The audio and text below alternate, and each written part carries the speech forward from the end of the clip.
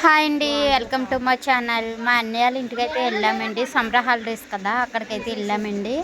అన్నయ్య అయితే chicken తెచ్చాడండి, chicken fish తెచ్చాడండి. అయితే చికెన్ కర్రీ అయితే అన్నయ్య చేస్తున్నాడండి. ముందైతే ఉల్లిపాయలు అవి ఏం చేసుకున్న తర్వాత టమాటాలు వేసుకొని చేసుకోవాలండి. అందులోనే కొంచెం కొత్తిమీర అనేది వేసుకోవాలి. వేసుకున్న తర్వాత అవి బాగా వేగాలండి. లోపు మనం చికెను నీట్గా తీసుకొని అది నీట్గా కడిగేసుకోవాలండి. అది కూడా చూసారండి, కడుగుతున్నది.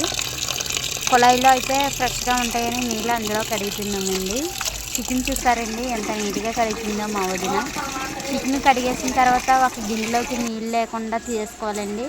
తర్వాత ఉల్లిపాయలు, పచ్చిమిరపకాయలు, టమాటాలు మగ్గిపోయి కదండి, దాంట్లోనే చికెన్ కూడా వేసుకోవాలి.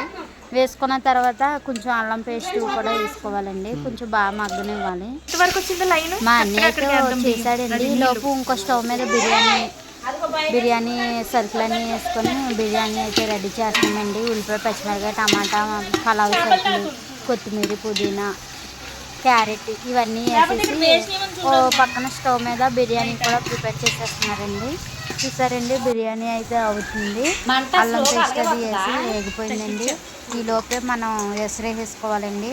మనం ఎన్నైతే వేసుకుంటున్నామో దాన్ని సరిపడిగా ఎసరు వేసుకోవాలి. ఎసరు చూసారా ఎలా మరిగిపోతుందో.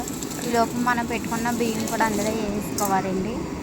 వేసుకున్న తర్వాత ఎసరు మరుగుతుందండి. మనం తర్వాత మూత పెట్టేసుకొని ఆగితే బిర్యానీ అయితే రెడీ అయిపోద్దండి. బిర్యానీ చూసారండి అయిపోయింది. తర్వాత చికెన్ కర్రీ కూడా అయిపోయింది. అది కూడా చూసారండి. ఈ లోపల మిల్కీ అయితే అది ఉంటే దాంతో ఆడుకుంటుందండి. వీడియో నచ్చితే లైక్ చేయండి, సబ్స్క్రైబ్ చేసుకోండి.